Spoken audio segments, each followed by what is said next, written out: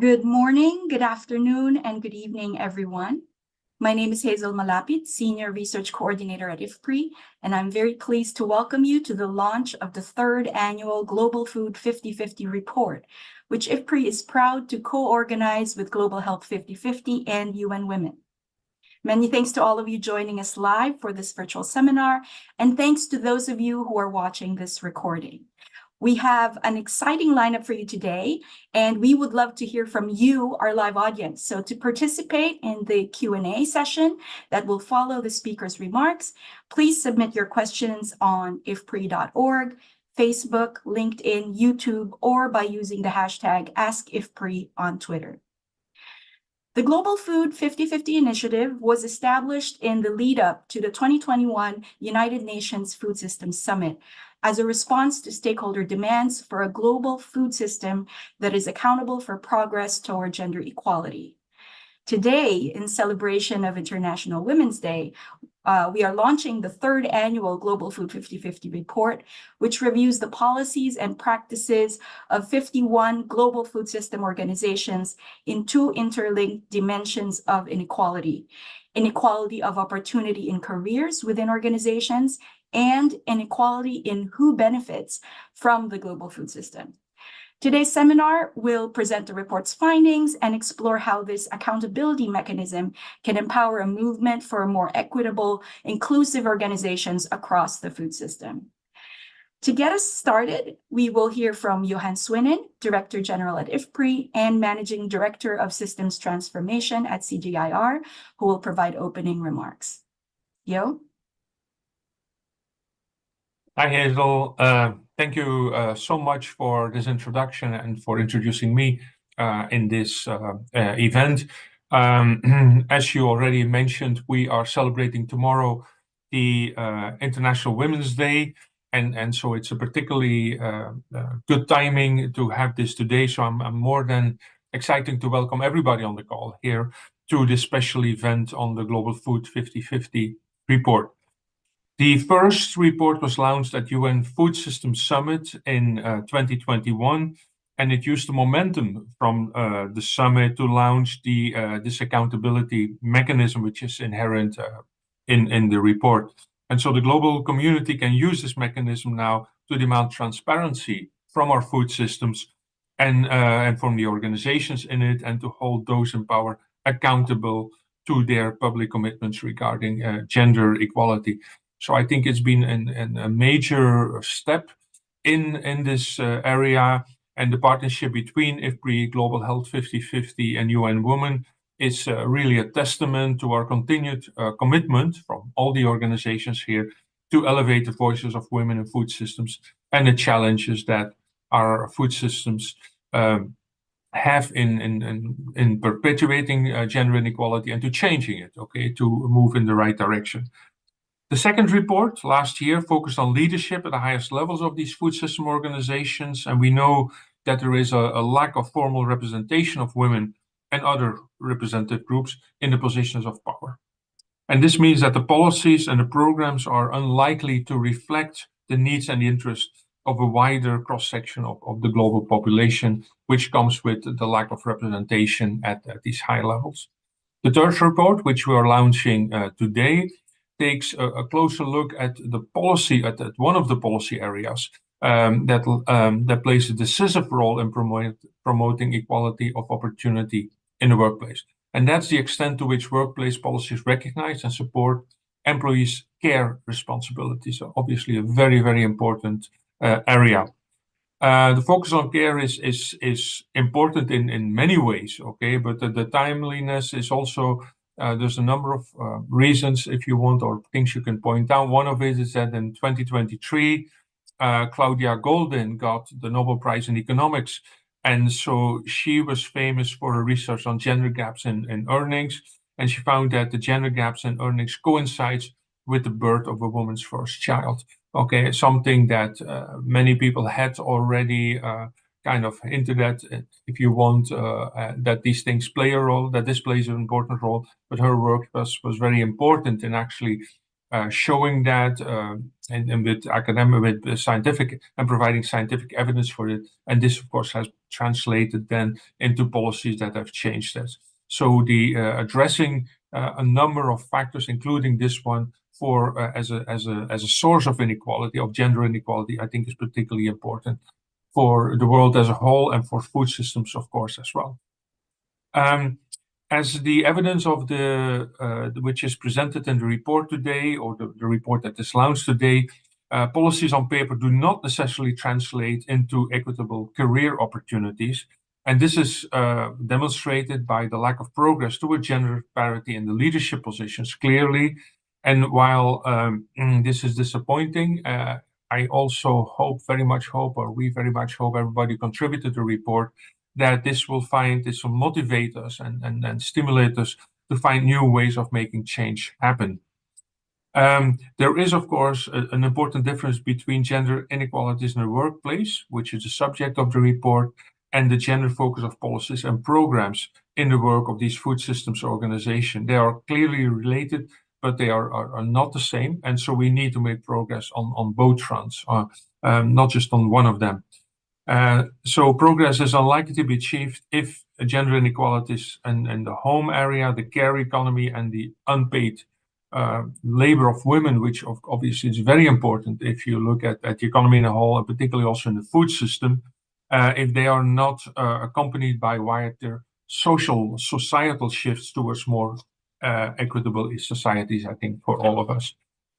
We should also look at our own organization, and IFPRI and the 1CGIR is not included in the analysis, but if the indicators are not there yet to analyze, we should do it anyhow, and hopefully in the future we should be part of the analysis, but we should definitely also review ourselves and how we are doing, and I'm very much supportive of this point. So I think I've used up my time. In conclusion, I very much would like to congratulate the team at the Global Health 50/50, UN Women, and of course our fantastic team at IFPRI working on gender issues, who have contributed to this important report.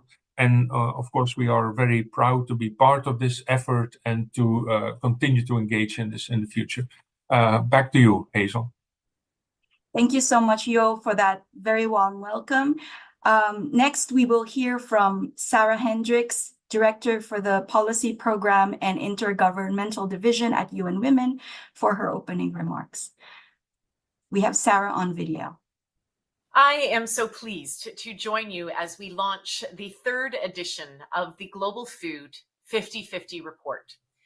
UN Women is very proud to continue its partnership with IFPRI and Global Health 50/50.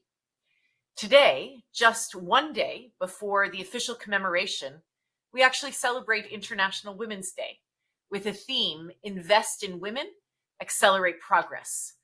And that's so relevant to today's discussion on how food system organizations are investing in gender equality or not in their workplaces, in marketplaces, and in communities. UN Women is especially pleased that for the first time, this year's report expands its focus to address a policy area that plays such a key role in promoting equality of opportunity in the workplace, namely the extent to which workplace policies recognize and support employees' care responsibilities. Family-friendly or care-related policies really is an area that deeply touches all of UN Women's triple mandate and is foundational to the collective struggle for gender equality right around the world. Care work, both paid and unpaid, is essential for the well-being of people, for the planet. It's essential for a thriving economy. Evidence and lessons from UN Women and our partners highlight that investments in care are a critical lever for facilitating women's equal participation in labor markets, for accelerating poverty eradication. And despite this clear promise for progress, the latest gender snapshot that UN Women produces estimates that by 2050, women right around the world will still be spending almost 2.3 more hours per day on unpaid care work than men on the current trajectory. This really underscores the critical need to invest in the care economy, to ensure that women can enjoy their right to work and rights at work, as well as their right to food. We really need decisive collective action and accountability from all actors to make real progress. The Global Food 50/50 is one such tool for accountability, to start collecting the requisite data, to build transparent models, to hold actors accountable, to advance gender equality in workplaces, in marketplaces, in communities. UN Women is working with stakeholders to address women's disproportionate unpaid care and domestic work responsibilities that keep them from participating equally in jobs. But we call on organizations to do more, to advance inclusive and equitable family-friendly policies. We stand ready to work together to reach our mutually reinforcing goals of advancing gender equality, of ending hunger within our institutions and our food systems. Thank you so much. Many thanks to Sarah for her remarks, and especially for underscoring the critical importance of care for the global food system.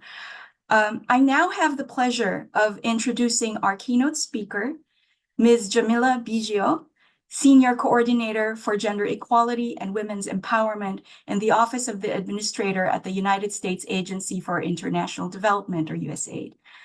Prior to joining USAID, Ms. Biggio served as a Senior Fellow on Women and Foreign Policy at the Council on Foreign Relations, where she researched, lectured, and published widely on the relationship between gender equality, national security, and global prosperity. She also worked at the United Nations Office for the Coordination of Humanitarian Affairs in New York, Ethiopia, and Iraq, based in Jordan, and at the grassroots level for public health non-governmental organizations. We are delighted that she has joined us today, and we very much look forward to her remarks. Ms. Biggio, the floor is yours. Thank you so much. Thank you, Hazel, for the kind introduction. I am so pleased to be here today with you all and to celebrate the launch of this important report. It is critical that we join together to discuss our collective commitments to addressing women's disproportionate care responsibilities and how this impacts their opportunities to fully participate in society. It's welcome that this report is spotlighting how this issue directly impacts agri-food systems and women's opportunities to fully participate and contribute. It's important that we look at what global food system organizations are doing to advance diversity, including gender diversity, in their leadership and across their organizations. We know that doing so improves organizational effectiveness, returns, strengthens their decision-making, and improves the organization's success. We have made progress in rhetoric, as the report has found. The report highlighted that most organizations, nearly all that they looked at, have at least made a public commitment to gender equality. Only 2 of the 51 organizations had made no such commitment. And I call on those to do so before the report's review next year. The report also recognizes that there's been progress in policies. So of the organizations reviewed, 76% had explicit gender equality workplace policies, which is up from 69% in 2020. Likewise, the report found that 73% of the organizations had diversity and inclusion policies, which was up from 53% in 2020. These are all important steps to make. Organizations both need to make the commitment to invest in gender equality, diversity, and inclusion in their organizations, and need to follow that through with the policies of what concretely are they doing to help ensure equal access, equal recruitment, promotion, retention of women across their organizations. And a key piece in doing so, as we look at each steps of those, recruitment, retention, promotion across an organization, is looking at how an organization's care policies and what's happening in society more broadly around care impacts the ability of an organization to recruit, retain, and promote women across their organization. We know that an important barrier to women's economic participation, including in food systems institutions, are their care responsibilities. We know in practice, we've all seen it, we've all needed or provided care at some point in our lives for ourselves, our children, or elderly or sick family members or friends. We also know that that labor in providing that care has been systematically undervalued. We heard at the beginning of today's event reference to the groundbreaking work that Dr. Claudia Golden did, for which she was recognized with the Nobel Prize in Economics, demonstrating exactly that motherhood penalty, how gender wage gaps actually get worse for women when they become mothers. So any economic institution, any business organization that is committed to making themselves more effective, strengthening their returns, strengthening their decision-making, who are committed to increasing diversity, including gender diversity across their institution, needs to be looking at care. And that means that we need care solutions in order to advance both gender equality and to promote economic growth. Now, we've seen this across agri-food systems at all levels. We see women spending countless hours providing care, whether it's child, elder, sick care, in addition to their responsibilities of collecting water, and depending on their context, as we're looking at rural farms, for example. So we know that we need to look at how are we valuing that work? How are we providing support and options for that work? How are we redistributing some of that work so that women have the support, the care support that they need inside and outside of their homes to be able to fully participate in agri-food systems, including in agri-food companies and organizations. So companies and organizations have their part to play within that, both within their own policies, how they are taking steps to look at flexibility around parental leave, both for mothers and fathers, flexibility around sick leave to care for sick family members, both for mothers and fathers, so that we are encouraging that full participation.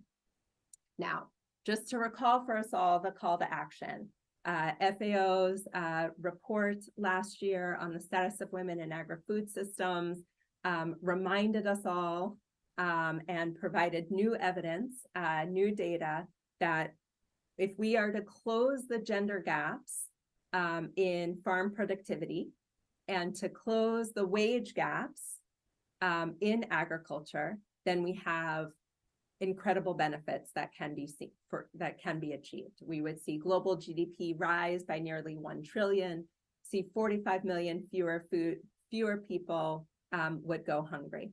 But there's work to do there, because we know women-managed farms are 24% less productive than male-managed farms of the same size, and we know women earn 82 cents for every dollar that men working in agriculture earn.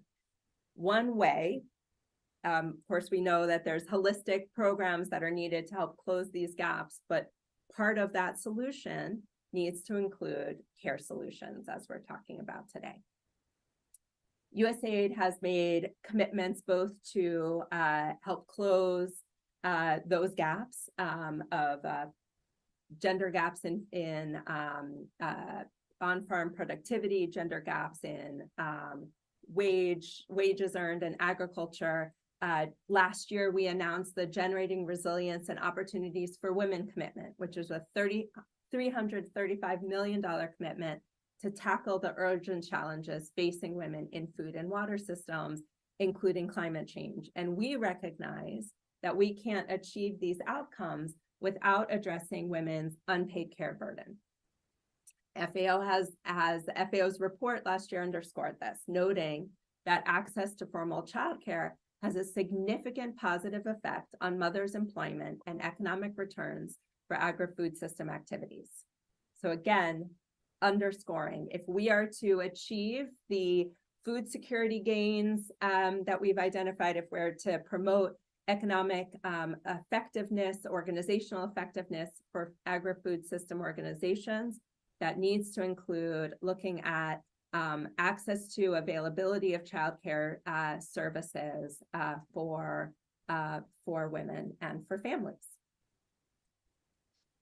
There are important lessons being learned in that space that agri-food system organizations can draw on. There's work that's being done by the Global Alliance for Care and by partners across governments, multilateral organizations, companies that are looking at and identifying best practices in policies, in programming, to be able to better support access to childcare and strengthen care infrastructure around the world. USAID and the US government sees this as a global infrastructure priority. We've identified that in our partnership for global infrastructure and investment, that our priorities in infrastructure include trade corridors, include looking at supply chains. It also includes looking at care infrastructure, because we know that we cannot achieve the economic growth that we collectively are striving for without investing in and strengthening this care infrastructure. There's multiple steps we need to do that. There's the role of public governments, and their public policies and laws and legal frameworks. So we celebrate as well the World Bank's Women, Business, and the Law report that has also just been launched for the first time, included a data point, included an indicator on childcare policies. So there's now data available across countries around the world to identify, do they have the national framework in place around childcare laws? Are there implementation systems in place to support those? That is part of the solution. There are also steps that individual private sector companies and organizations can and should be taking as they look at their own organizational policies to support this. We also need to ensure that women are at the table, that they are helping to make decisions about their use of time, that they're helping to make decisions about the policies that are in place in their workplaces, so that they are supporting their investments in care. The World Bank also launched, with USAID support, the Invest in Childcare Initiative, which is a multi-stakeholder fund that's increasing investment in childcare in low and middle income countries around the world. And this is including impact evaluations that are informing country-level efforts and generating evidence and knowledge to inform the global agenda. So again, a note that the learning is happening, the lessons are there, that agri-food systems, companies, and that all of our institutions can be drawing on, so that we can improve childcare, we can improve care infrastructure in our countries and in our institutions around the world. And I'll close by noting that this is a call to action truly for us all, that there are roles to play wherever you sit, to be thinking about how care infrastructure, how care responsibilities are impacting families' abilities to fully participate in the economy, are impacting early childhood development, are impacting as we look at elder care, sick care, and thinking about the roles of healthcare institutions as well. So this is a call to action for us all. And it is critical that as we talk about what is at stake to close the gap for women to be able to fully participate in agri-food systems, that there's a specific role that agri-food institutions and organizations and the systems as a whole need to play in order to strengthen the care infrastructure and enable women to be able to fully participate and contribute to food security all around the world. Thank you.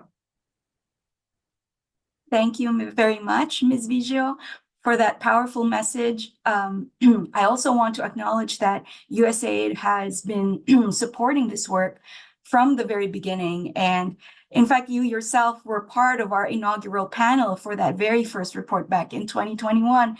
So thank you again for your commitment to this work and for your inspiring words.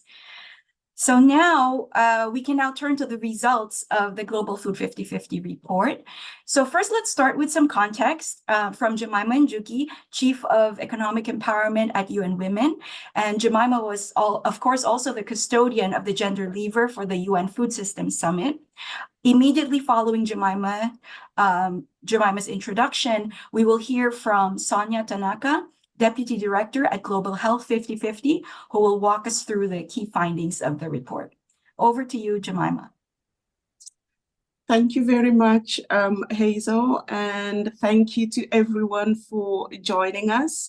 I will provide some context to the report and then invite Sonia to go through the findings. As has been mentioned, the Global Food 50/50 initiative monitors progress and holds food systems organizations accountable for achieving intersectional gender equality in leadership, in adopting gender-specific internal workplace policies, and implementing strategies that advance progress towards gender just and equitable food systems. So each year we explore the obstacles that keep women from enjoying the same career opportunities as others, particularly those that keep women from participating, advancing, and leading in global food systems. As has been mentioned, we are pleased to present this third annual report that not only shines a light on the progress or lack thereof made by food systems organizations in promoting diversity and equality in career opportunities, including at all levels of leadership and decision-making, but that also puts a spotlight on a key issue that we know is critical for women's advancement, and that is care. We believe that social and domestic work is essential to the well-being and prosperity of individuals, of societies, of economies, and even ecosystems. And what we know is that women have been subsidizing the economy when it comes to care. Currently, women spend 2.8 hours more than men on unpaid care work. And at the current trajectory, by 2050, we will only have reduced this by 30 minutes. We know workplace policies can provide an important lever for ensuring that women are able to stay in the labor force and that they can progress in their careers. Comprehensive and supportive workplace policies on care has impacts across the whole life course, from entry into the workforce to all aspects of participation and advancement throughout an individual's career. But we also know that this has to be accompanied by changes in social norms and how society actually views the work on care. And here we know that the role of men, the role of those men that are in leadership positions is critical. In this report, you will hear us talk about care and not caregiving, to emphasize that care should not just be given, but rather should be shared, should be redistributed, and should be compensated. We included 3 core questions around care, asking, do workplaces provide parental leave and support to returning parents? Do workplaces provide care leave? And do workplaces provide flexible work arrangements? So we know within the food systems landscape, national and global actors have been paying increased attention to unpaid care and domestic work, as well as the impacts of climate change on these responsibilities and the implications for women and girls' food security and health. I want to just spotlight some of the results that we found across these 51 global food systems organizations. What I would like to say is the results are very, very sobering. Only 29% of the organizations that are included in the survey offer paid leave that is dedicated to care. Only 10% offer care support, including backup childcare. And only one of the 51 organizations mentions support for elder care. Another 10% offer unpaid care leave for long periods of absence. Now, I want to highlight that despite calls for equality and universality, parental leave policies that we found are applied unequally or even written in language that discriminates against or includes some staff. For example, providing lengthy leave allowances for women without providing similar opportunities for men, which can reinforce the social norms and the unequal parenting norms and can actually harm women's careers over the long term. The second area that we looked at was on flexible working arrangements. If you could go to the next slide, flexible work, which we know is critical to allowing parents to stay within the job, and 71% of organizations provide flexible work arrangements for their employees. So as you can see from these results, food systems organizations, given the criticality of gender equality in food systems and equitable and just food systems, do need to do better. And I really like the call that has been made by our keynote speaker that we must do better in terms of supporting women's leadership in food systems organizations. So to close, addressing the inequalities of time spent on care is a cornerstone of gender equality for the workforce within global food systems organizations and for the people they aim to serve. I would now like to turn over to Soja, who will present the findings of this year's report. Thank you, Jemima. Really wonderful to be here. So exciting to be launching our third report. So Jemima has taken us through the special theme of this year's report, the focus on care. What we do with the Global Food 50/50 report is we also visit a set of core variables each year. We are looking at measuring progress over the years to understand where progress is being made and where it isn't. The set of variables that we look at each year are presented here. We look at commitment. We've heard a little bit about these variables already.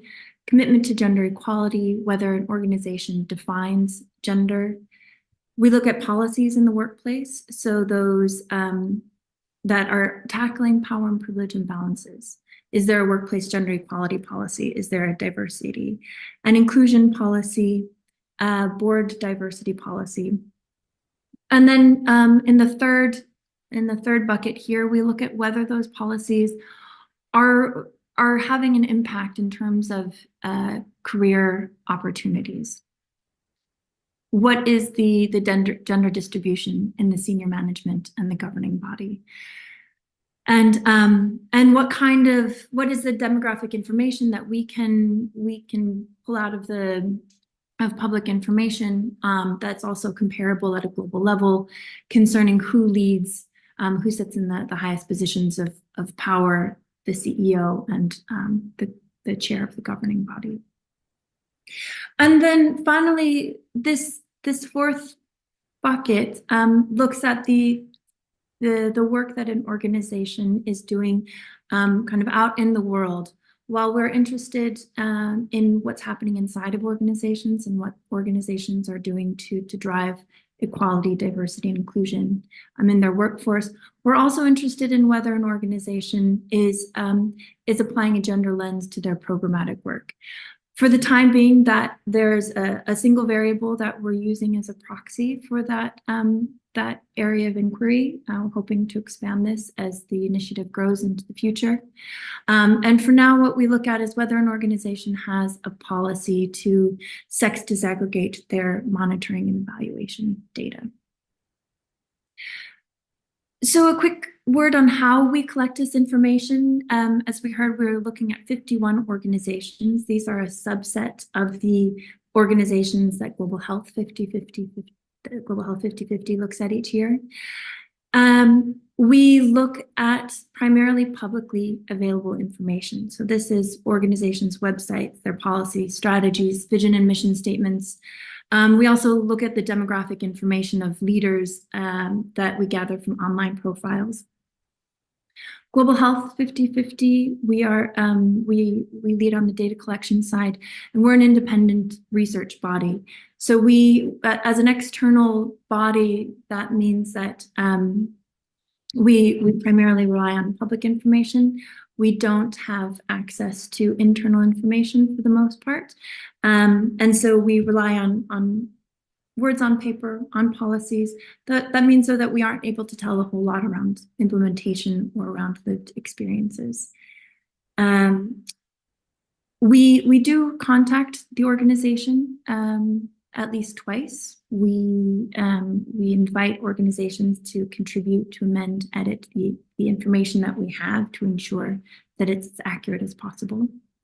And as I said, it's drawn from a larger report of 200 organizations that are also active in global health. So as we've heard, our first variable looks at public commitment to gender equality. Gender equality commitment is very high. Organizations have certainly integrated this kind of language into their mission statements, into their strategies. To a lesser extent, we see that gender is being defined by organizations, and we're interested in this variable because we see gender certainly it's highly politicized, it's polarizing, it's quite a controversial term. We see there are a lot of efforts around the world to remove the term gender from national and international fora. There's also a lot of perhaps confusion around the term gender and what it means, how it's distinguished from things like sex or even from gender identity. So we are interested in understanding whether an organization is explicit and public about how they define gender, and whether that definition is in line with global norms as set by UN organizations, for example. So we found over the years there's a growing number of organizations that are publicly defining gender, from 53% in 2021 up to 69% in this latest report. We're also seeing a rise in gender equality in D&I policies. For gender equality, slight increase from 69% in 2021 to 76% in 2023.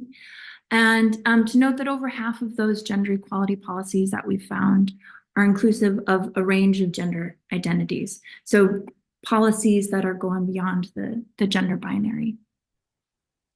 D&I policies, we've seen a swifter rise from 53% in 2021 to 73% in 2023. So again, the question is, are these policies being translated into practice? Are they being translated into equitable career outcomes? We see some uneven progress at the level of senior management. There has been a slight decrease in the number of organizations that have more men than women in senior management. So we look at whether an organization's senior management body or governing body has reached parity, which is defined as 45 to 55%. And this, we see that in 2021, half of the senior management bodies had fewer than 44% women represented. In 2023, that's gone down to 44%. The boards, however, we see a different picture. In 2021, 53% of boards had fewer than 44% women, and there's been a slight increase in the number of boards with fewer women. And to note that board policies is something we also look at, and while we aren't seeing any change necessarily in the number of women, proportion of women who are represented on boards. We're also seeing very little progress in terms of the number of boards that have gender equality and diversity policies. So there's not nearly enough policy attention that's being given to the to representation on boards in the sample that we're looking at. And then at the highest level of leadership, CEOs and board chairs, we're also seeing quite a bit of stagnation. So basically no change in the last 2 years. The denominators, you see changes slightly from year to year, whether an organization has 1 or 2 CEOs or 1 or 2 board chairs. But the number of men CEOs in 2021 was 37. It's 37 in 2023. The number of board chairs male board chairs in 2021 was 34. It's 34 again in 2023. And then the final variable that I'll speak to is this variable, so moving out of the workplace into the programmatic work that an organization does. Do they have policies to sex disaggregate their data at an organizational level where feasible, where relevant, are organizations committed to sex disaggregating their data? And clearly this is a kind of a fundamental practice in terms of understanding the difference, how issues that an organization is interested in affects different genders differently, as well as how the work that an organization is undertaking is reaching different genders differently. So for the for-profit sample of the organizations, we look at, not very surprisingly, we find that over half don't have a policy. But for the nonprofit organizations, we find that 32% don't have policies, at least the ones that aren't publicly available, on sex disaggregating their data. So a quick summary, we've heard these messages. We're looking at where progress is and isn't being made. We see that commitment is high. We see that policies are increasingly being made transparent and publicly available, yet we're not seeing those policies being translated into more equitable outcomes. I just want to draw people's attention to the Gender and Food Index you can find on the Global Food 50/50 website. There's the performance by organizations that you can explore here. You can explore by sector, by size, by region, and compare over the years. And there's more data in the report as well. And let me close by just saying that we really hope that whether you're a board member or a staff member, a researcher, an advocate, that this data and this report can be of service to you in demanding and driving more gender just and gender equitable global food system organizations. So thanks, Hazel. Back to you. Thank you so much, Jemima and Sonia, for the overview of the findings of the report. So we will now turn to our panel, who will share their reflections on the report and on the way forward. Before we do that, I just want to remind our audience that we have a Q&A session that will follow after the speaker's remarks. We invite you to submit your questions on IFPRI's website, Facebook, LinkedIn, YouTube, or by using the hashtag AskIFPRI on Twitter. So our first panelist is Ananda UFVL, Head of Public Affairs and Corporate Communications at East West Seed. Ananda, from your point of view in the private sector, how is your organization creating more inclusive workplaces, and how does this help serve the needs of women who are engaged in the food system? Thank you, Hazel. To begin with, East West Seed applauds the efforts of Global Food 50/50 initiative and its mission to promote gender just and equitable food systems worldwide. So we at East West Seed are deeply committed to sustainable agriculture and social responsibility, and we recognize the importance of fostering inclusive workplaces and empowering women, especially in agriculture. So I want to touch upon how women farmers are an essential and often under-recognized component of the global food system. Their contributions are vital for ensuring food security, nutrition, and agricultural sustainability worldwide. And we are committed to supporting and empowering women farmers through various initiatives, including training programs, access to resources, and opportunities for entrepreneurship in agriculture. So we have, through experience, found that vegetable farming can play a significant role in empowering women farmers. So by providing economic opportunities and nutritional benefits as well, and have a greater voice in agriculture decision making. So through our knowledge transfer initiatives, we are actively, training women farmers by providing them the skills of vegetable farming and also access to innovative agricultural practices, resources, and technologies. And so by equipping them with the necessary skills and knowledge, we enable them to play a more active role in decision-making processes and enhance their productivity and income. And we also believe in nurturing their entrepreneurial spirit. And therefore, we also give training. We work with different stakeholders to support them to develop their businesses and create market links and help them realize their potential as well. We also encourage them to take leadership roles when and ever possible to enhance their identity and to create, more equitable atmosphere. And the other thing that I would like to touch upon is the challenge that we face as private sector to bring in more women into various roles in agriculture. Though there is influx of technology and social changes, these continue to alter the landscape in the industry, in the agriculture industry. We find that it is still a very big challenge to have them choose agriculture as a first career choice. So we recognize this with empathy, we recognize this with passion, and as you have also also elaborated in the findings, we also are trying to create a lot of women-friendly policies through technology, through flexible hours, to increase agility and to address these challenges as well.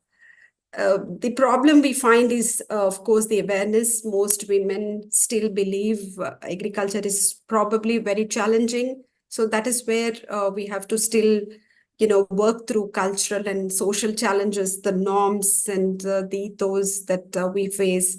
But we are trying to win this through dialogue and a lot of discussions with the local opinion leaders wherever we are functioning. So we continue our efforts to support women in agriculture. So we are committed to collaborating with you as well and other stakeholders to drive positive change and create a more gender-just food systems. So I believe that we can definitely build a more brighter, more inclusive future for all the rural communities in the world if we bring in more women into the workforce as well. So this is all I have to say. Thank you. Thank you so much, Ananda, for those wonderful remarks. And we'll come back to some of those challenges you mentioned once we get to our discussion in the Q&A. But first, next, let's move on to our second panelist. Our next speaker is Maureen Miruka. She's a Gender in Food Systems Specialist and Senior Director of Program Quality and Partnerships at CARE USA, based in Nairobi, Kenya. Maureen, your organization has consistently been a strong performer on integrating gender and gender equality in your programmatic work. How is this making a difference in how CARE works, and what challenges and opportunities do you see coming out of this report? Great. Thank you so much, Hazel.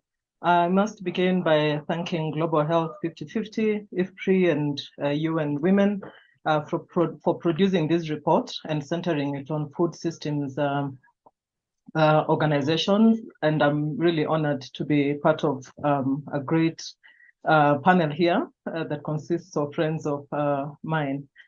Yeah, so thanks for that question, and you're right that gender equality lies at the heart of CARE's mission, and that we have been at the forefront of challenging discriminatory and exclusionary social norms as we realize that gender inequality ranks right up there along with climate change and conflict in causing social justice and social injustice and poverty. So we are a bit concerned, no, very concerned actually, by some of the findings of the Global Food 50/50, report. Well, it's great to see that 3 out of 4 organizations surveyed have diversity and inclusion policies in place, along with workplace policies on gender equality. It only means, something else if for all these organizations, or for most of these organizations, the policies have not translated into action. It's also disappointing to see that the majority of CEOs and board members are still men, and that this hasn't changed from 2021, and that very shocking actually that a quarter of the surveyed organizations still lack paid parental leave policies, and some of them only offering a handful of days. And as an INGO, we are also concerned that some of the worst offenders are big NGOs, and including some, that focus on women's issues. Another worrying data point is that less than half of the organizations, provide childcare or other support, programs. And so how really are we supposed to push for gender equality in food systems when big players aren't doing their part? How does this mirror in how we do our work? First, at CARE, we seek to live our lives in pursuit of gender equality. And the first thing that we do is to lead by example. We have a governing council or board and leadership commitments to ensure that leadership reflects the communities that we serve, and that these commitments are out in the public. You will find them on our website. We are committed to ensuring that with the board, it is gender balanced. It's actually more than 50% of people identifying as women, in keeping our identity as an organization centering its work on women and girls. Our global leadership team also ensures that we have more women on the board. We have, on leadership, we have 11 women and 7 men on that. And we're also committed to ensuring that 50% of the positions at director level and above, go to women, and that our hiring practices ensure that we have candidate slots for new positions in the organization being made of at least 50% people, Black, Indigenous, and people of color before proceeding to the next step of the recruitment process. We haven't achieved this yet, but we have set a timeline of ensuring that this happens within the next 3 years. Still with our staff, and looking at the focus on care here, we have, the parental leave policies, but also go a step ahead to ensure that parents with children under 2 years can travel with them if they want to, and that the organization will pay for the child and for the carer, just to show one example.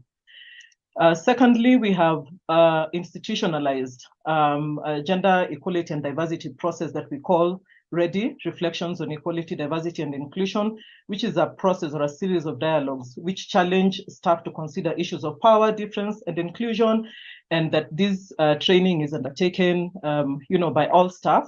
And at individual level, it offers space for participants to reflect on their own values, their biases and privileges, because we carry this to work, and looking at this across diversity, gender, age, class, ethnicity, work style, and how these again play in different contexts. And at organizational level, these workshops connect the training exercises with participants' day-to-day work roles, inspiring us all to think about and devise strategies around how we can effectively communicate with colleagues, communities, and partners in a way that challenges and changes, power dynamics. The third bit is that when it comes then to do our work, we have solid frameworks and approaches that guide all the tools and methodologies, that we use. So in the 1990s, CARE invested in using our own institutional funding to avoid bias in a strategic impact inquiry that identified that for gender equality and women's voice to be realized, we have to intervene in 3 areas, which is agency, relations, and structures, both informal and informal spheres. And so we ensure that all our staff are trained and that specific tools and approaches, such as one called social analysis and action, which is a facilitated process through which individuals explore and challenge the social norms, beliefs, and practices that shape their lives. And this entire approach begins first with staff transformation. We are continuously conducting research in collaboration with research partners, the CG, NARIs, and other research organizations to continue to build data and evidence on these gender transformative approaches and how they come to bear for both food security and gender outcomes. I'm very, very excited. Thank you, IDRC. Santiago, please convey that. We just got a project funded that is going to integrate unpaid care work into our flagship gender transformative approach, the Farmer Field and Business School.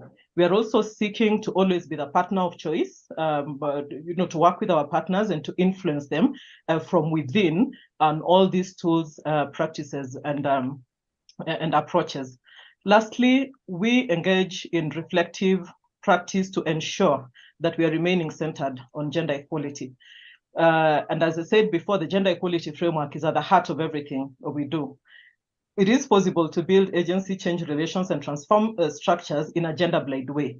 So we, as an organization, we pause because it is imperative that we reflect on what it means by building agency, changing relations, and transforming structures. So we undertook such an exercise in 2022 to ensure that we are aligning with our vision and have individual and collective staff reflection around what is difficult, how do we become better, how can we do more to ensure that gender equality remains at the heart of our programs. So we found that we do really well on skills development, creating safe spaces for women, to build agency across both humanitarian and development programming. We have great tools and resources for addressing social norms and promoting women's voice and leadership. But we found that we still have a gap in ensuring the space for staff and partners to reflect on our own agency, and it is something that we will want to do better going forward, among other findings from that exercise. So we are really eager to work together.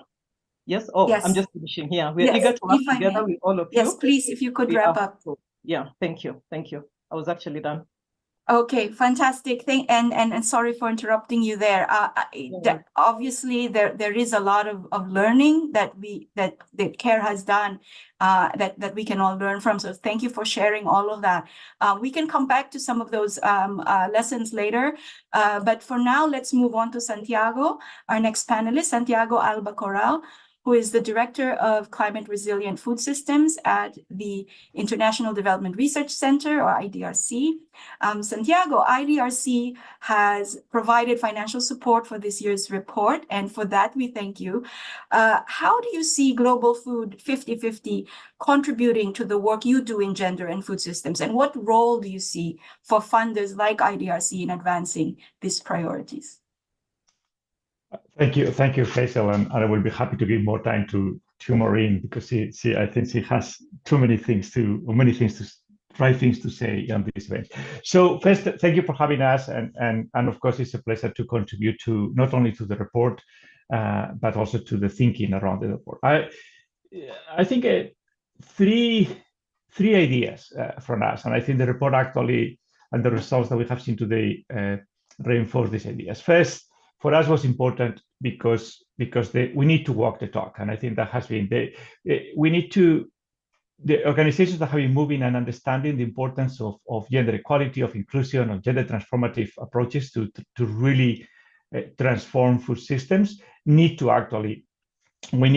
look internally and say what we are doing to really be more diverse and more inclusive institutions. So otherwise, we will not be moving in the right directions. We have to avoid, and I think the report is giving us some not always good results. We need to move beyond the rhetoric. So organizations need to to implement policies and practices that promote that gender equality in order to actually being able to implement the change that we want to see. Also because we need to have clarity about the indicators. And I think one of the key elements here is what the indicators of performance, the internal performance that will help us, that will hold us accountable of the commitments that we have done, in order that we actually align the words with the change. I think the second key element for us is somebody said once that we are what we measure. So we need to be able to measure the change and the vision, the objectives that we gave us needs to be based on evidence, on data, on common definitions. And in many cases, actually, we are struggling to even internally agree on some of these definitions. Even IDRC, we did recently a quick analysis of how we are measuring our own teams. We are measuring the climate resilient food systems projects that we found how we are using gender indicators.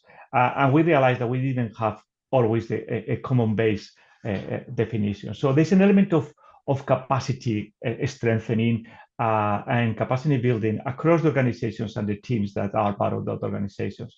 And also not only within the organizations, but across sectors. We are not going to be able to measure the right thing and to see the transformation that we want to see if we don't agree on those common elements. And it's critical because in the presentation today, we have seen that we are losing some of the international global policy traction around gender. So one of the big tools the best tool that we have in our hands is to provide that we are talking about the right thing, that we are actually have the data at hand, the evidence on why those transformations is possible. So that's the second one. So working the talk, measuring the change. The third one is connected to we know how is that definition that culture is a strategy by breakfast. So we have the right visions, we have the right structures, so the right strategies. We see in the report that almost all the organizations have made a public commitment. Around 60% of the organizations have policies to integrate gender, and still the numbers on the leadership, the CEOs, etc., are not still on the 70% on men on the CEO positions, on board positions, and we have similar even worse data where we look about the role of women in leadership positions in research in agriculture or in food systems. So we need to move beyond that strategic vision. We need to go to that organizational culture. And we have to actually to create systems and processes that provide a space for that transformation to happen.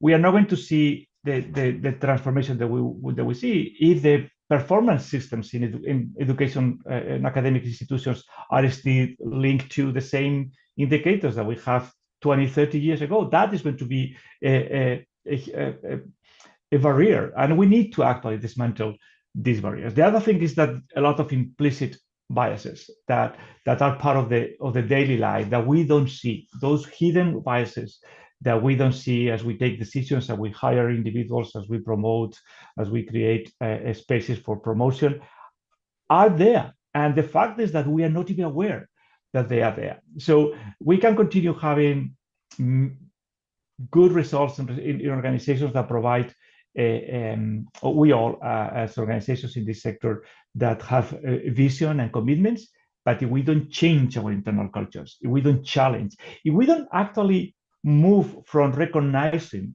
equality, gender transformative approaches, inclusion, to celebrate those moments. I remember years ago with some of the people in this call that we were in a space where somebody mentioned that we have to recognize the work-life balance. And I said, no, we have actually to celebrate work-life balance. Those elements that are more intrinsic to the organizations, to the values of the organizations, are critical, or we will just have a very nice policies and frameworks that are PDFs in our website that don't really bring the transformations that we want to see. So the success lies not only on setting the goals, and we see actually the results, but on what are the internal practices that really drive that systemic change that we all aim to see.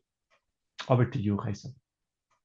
Great. Thank you so much, Santiago. And thank you for bringing up the importance of culture change.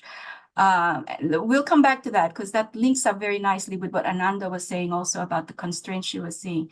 But we do have one final panelist. We saved the best for last. We have Susan Caria, Director at the African Women in Agricultural Research and Development, or AWARD.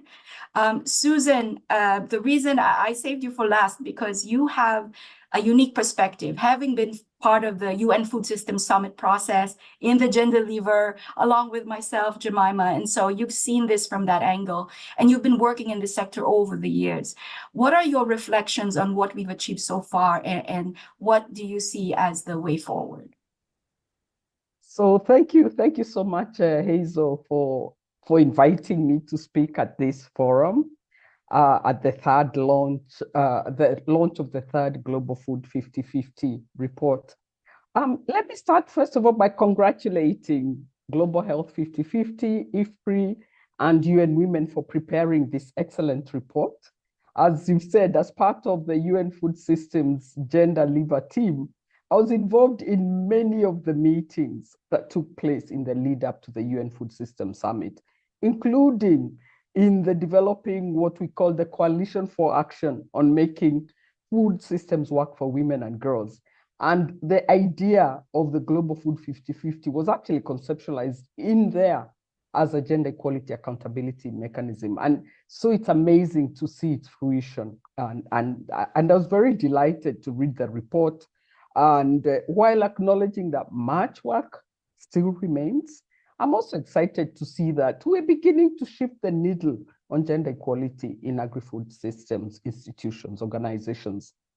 So I'm excited that the report shows some progress, that there is organizational commitment to gender equality that's quite high, with 3/4 of the organizations, I think everybody has mentioned this, being transparent about their policies for gender diverse, inclusive, and equitable working environments.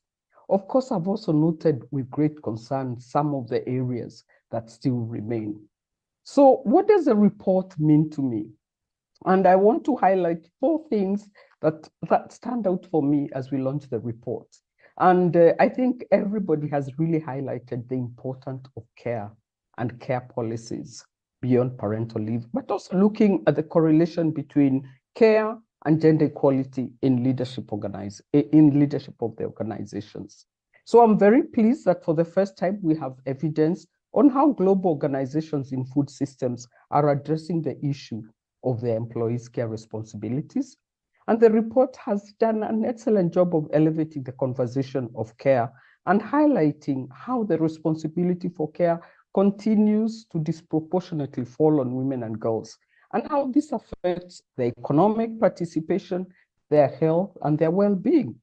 This is critical because it really has provided the much-needed spotlight on a very pressing issue that hugely impacts women's full participation in the workplace.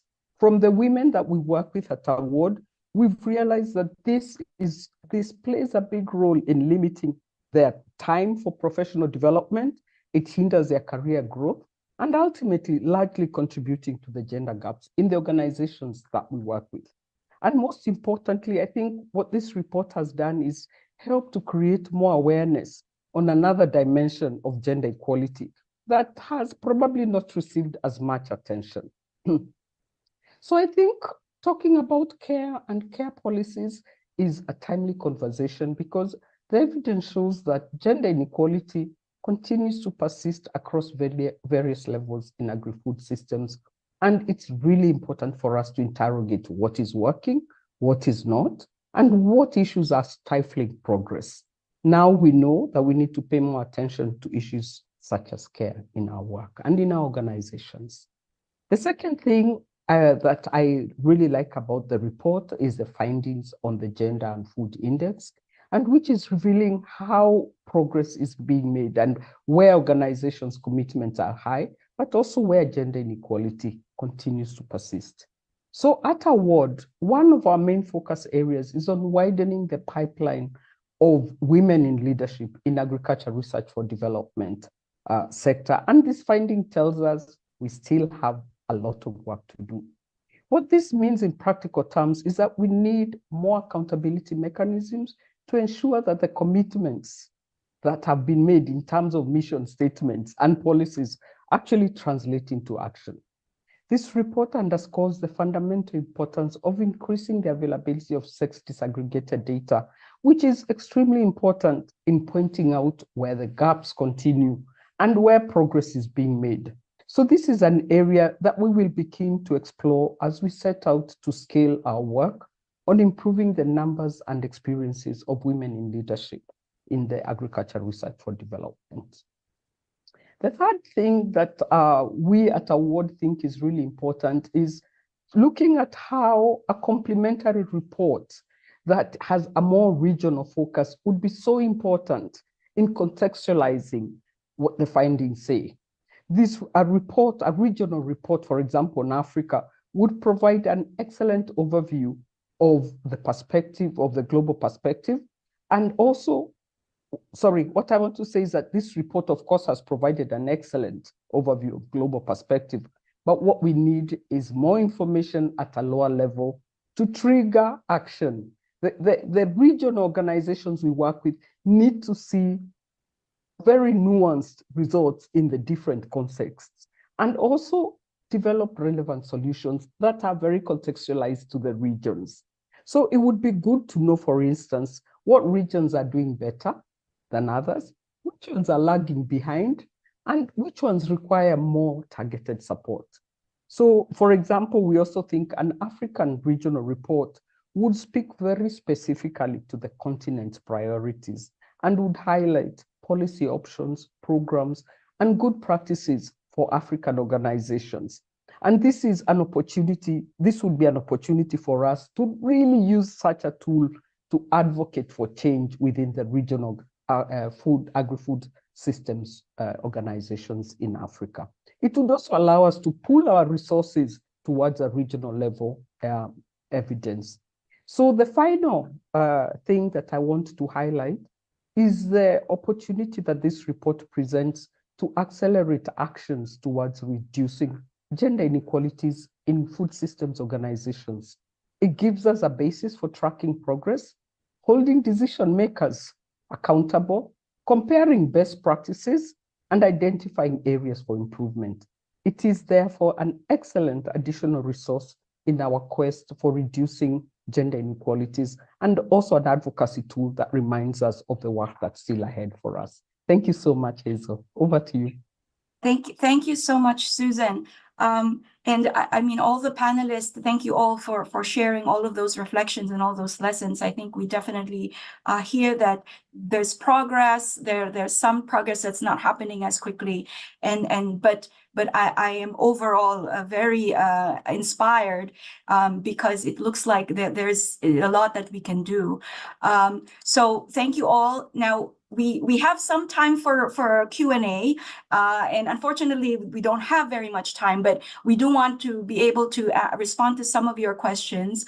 I think I want to start with what the last point that Susan mentioned around regional reports, because I know that Sonia, your team, you've started working towards doing regional or sort of, you know, sub global national reports. So can you say more about how you see that moving ahead? Yeah, absolutely. Thanks, Hazel. We have been exploring the feasibility of regional level reports as well as country level reports for Global Health 50/50. So we produced our first country level report in Nepal with a research partner there in Nepal, looking at a very similar set of variables amongst organizations that are active at the national level.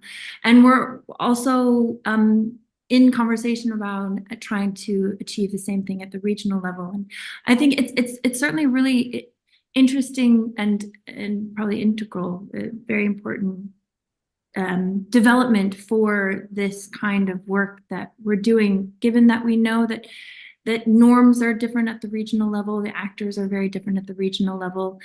There's somewhat perhaps more of a closeness between the regional level and then what's happening at the national policy level. So some really different findings that would come out, as well as hopefully some different opportunities for advocacy at the regional level, and to seeing some even greater change than what we're able to achieve at the global level. Thank you, Sonia. That's really promising. So I hope this is something we can continue to discuss as we move forward with the initiative.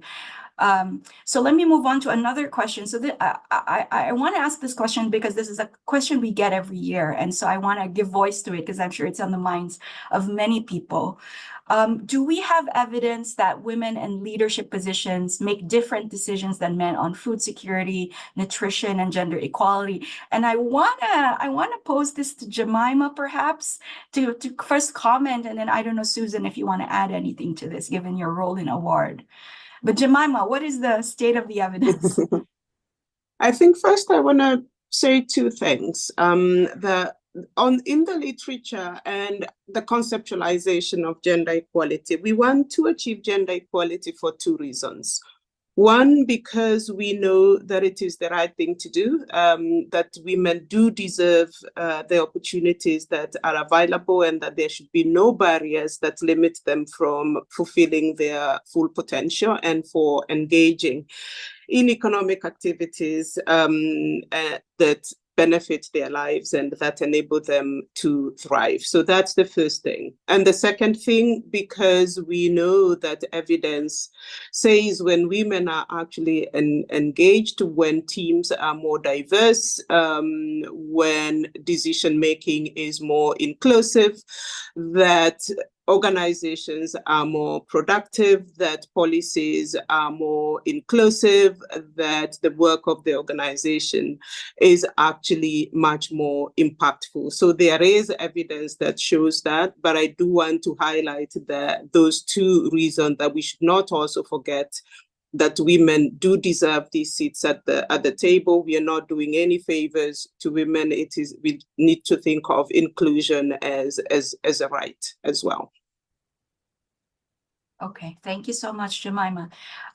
Maureen, I wanted to give you a chance to talk a bit more about some of the partnerships you were discussing in your remarks. You explained how critical this was, especially the one with IDRC. Is there any more you can say around, give us another example of a specific partnership that you'd like the audience to take away? Mm-hmm. Yeah, we have tried to, thanks for the question. We've tried to work with private sector partners, and we have a whole range of them, Cargill, Starbucks, PepsiCo, with the intention that to influence some difficult practices in the workplace, you need to influence, from within by working with these partners, with the work that we implement in the field, but also workplace, practices. And that goes to both the institution and the work that we do in the field that is funded by them. We also work with research partners, as I have said, the CG, and to conduct, we are a research and learning partner, not just an implementing partner, because we are an NGO, so that we can continually build evidence on gender transformative programming and what this means as well for workplace practice. Thank you, Maureen. I see Jemima has come on video. Did you want to add anything? No, Okay. Hazel. Yes, and since Maureen, you mentioned the private sector, I wanted to check with Ananda briefly if there was anything she wanted to say on this point. Thank you, Hazel. So it's a very enlightening session. And the one thing we also need to work towards is creating specific identities for women farmers That is something which we all need to work towards, because right now, a lot of opportunities which are extended by even the governments or, the multilateral organizations such as ourselves do not reach the women because they really do not have a specific identity as farmers. So there are certain examples which have been set in certain countries that we have come across when we have done a qualitative study in some of the countries like Philippines and other countries, but it is still something which we all need to work collectively in order to, create a more equitable environment for women farmers, because that is the one thing that will automatically solve many problems, I feel. So this is one thing which we need to remember. And also to create opportunities in agriculture, we need to also, agriculture is fundamental thing for everything. So we also need to increase awareness about, the opportunities which exist for women in agriculture. We need to drive policies that will facilitate their working professionally in these organizations as well, which are associated with agriculture in every way. These are the few thoughts I wanted to leave us all with. Thank Great. you. Thank you, Ananda. So let me ask about, I wanted to come back to Santiago's point about culture change and implicit biases, dismantling these barriers. And like you said, we know where we want to go, but can you say more? Do you have any specific examples of maybe something that you've seen is working, or any other reflections on this that you'd want to touch on?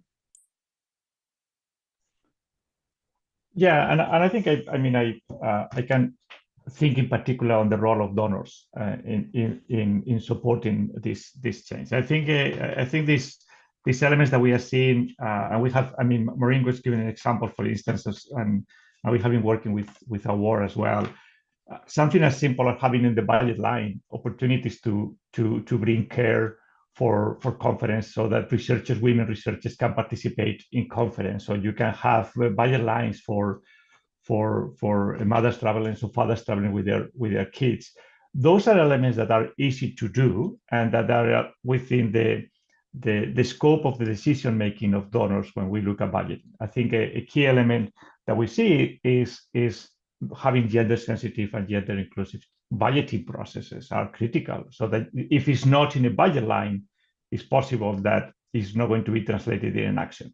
So I think one thing that we are looking more and more is when you have your policy, you have your vision, going back to that cultural change, how that actually really translates into your budgets, into your annual plans.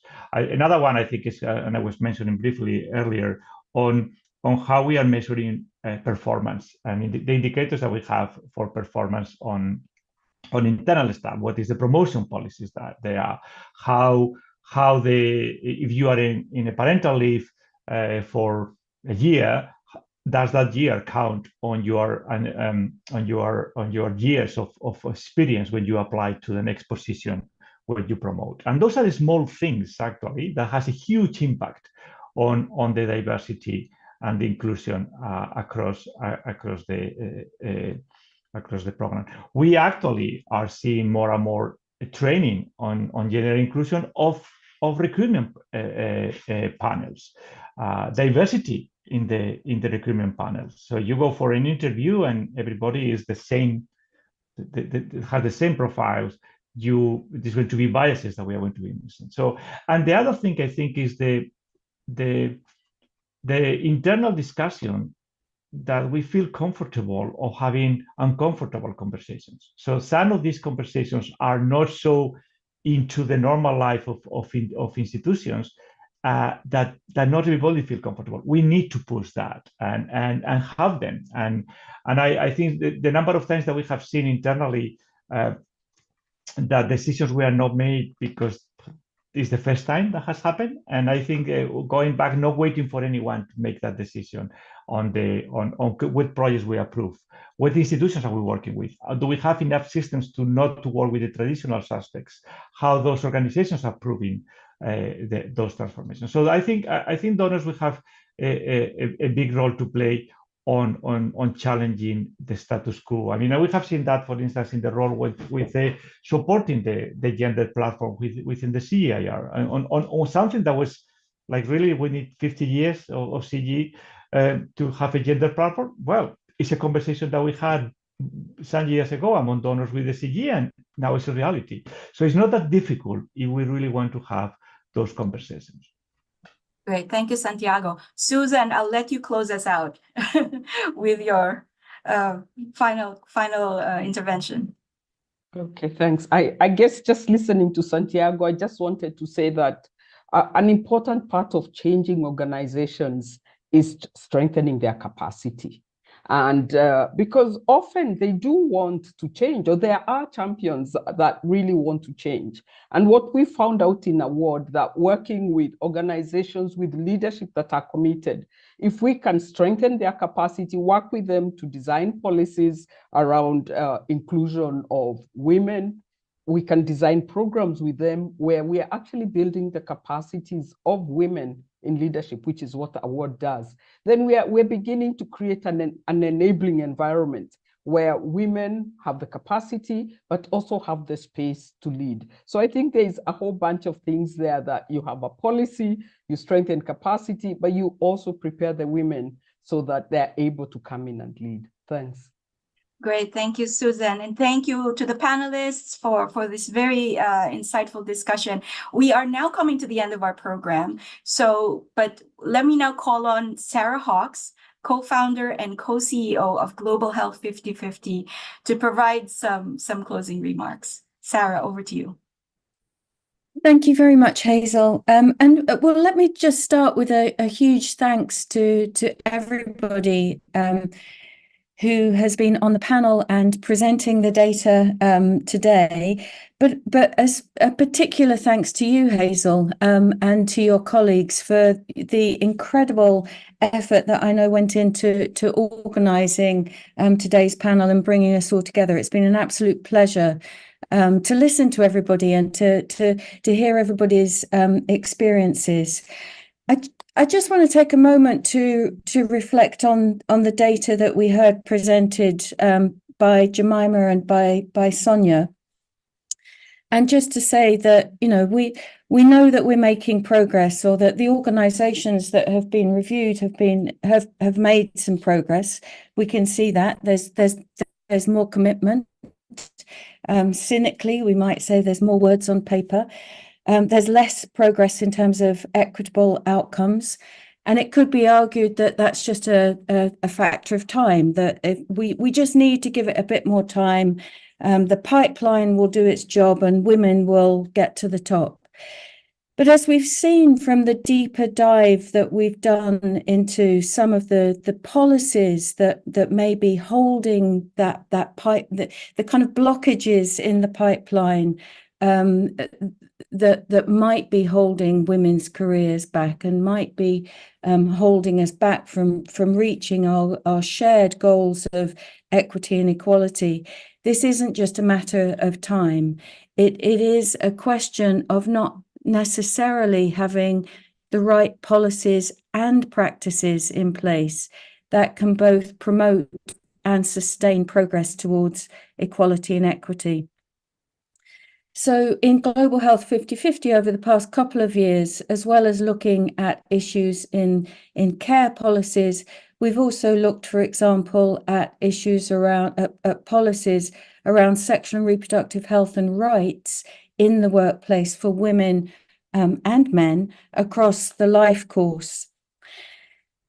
And what I'd like to just take a short moment to reflect on from the several years that we've been doing this work in Global Health 50/50 is really the reflection that even with the best placed organizations with the most brilliant policies in place, that those organizations, whilst we applaud them and we certainly congratulate them on their achievements and their commitment to equality and equity, that it's very difficult for any organization to be a beacon of excellence in an inequitable society, something that was picked up on again and again by speakers today who talked about the issue of social norms, for example. And a really clear example of that can be seen in the World Bank report that, as the speaker from USAID mentioned, was published this week, which looked at legal practice around the world and highlighted the issue of childcare. That whilst an organisation might offer flexible working or might offer for childcare to it is not available or accessible or affordable or of high quality, then women, sometimes men, can have all the care that they need, but if they can't get their children into an acceptable level of childcare, then they are just stuck at home looking after their children, and their careers will never progress. So in other words, whilst organizations can and do amazing things, as we've heard some examples from Maureen and from Ananda about what organizations can achieve when they aim to become more equitable internally, we actually need to work much more broadly across the whole of society, but also within our own domestic relationships in terms of changing the social norms about this notion of domestic responsibility as opposed to sharing domestic care and domestic work. The final thing I just want to touch on in the final minute is that at Global Health 50/50, we like to call ourselves an accountability initiative, and we've heard the word accountability used several times over the course of this panel. But accountability relies on a couple of principles that I hope we abide to in GH 50/50, which is transparency and independence. What we don't have is the third principle, which is remedial action. But it's through the kinds of partnerships that we have got, as exemplified through Global Food 50/50, partnerships with IFPRI, partnerships with UN Women, partnerships with much stronger organizations and advocates for change, that I hope we will see change come about at global, regional and national levels, as has been mentioned. So many thanks to everybody again for your incredible inputs today, and I really look forward to more partnerships moving forward. Thank you. Thank you so much, Sarah, for that summary and for those reflections. And I invite everyone to please check out the full report on globalfood5050.org. Read it, share it, use it. Thank you to all our program participants and to you, our live audience, for joining us in this rich discussion on the third report. And many, many thanks to IFPRI's Communications and Public Affairs team for their excellent support as always. And with that, please enjoy the rest of your day. Bye, everyone.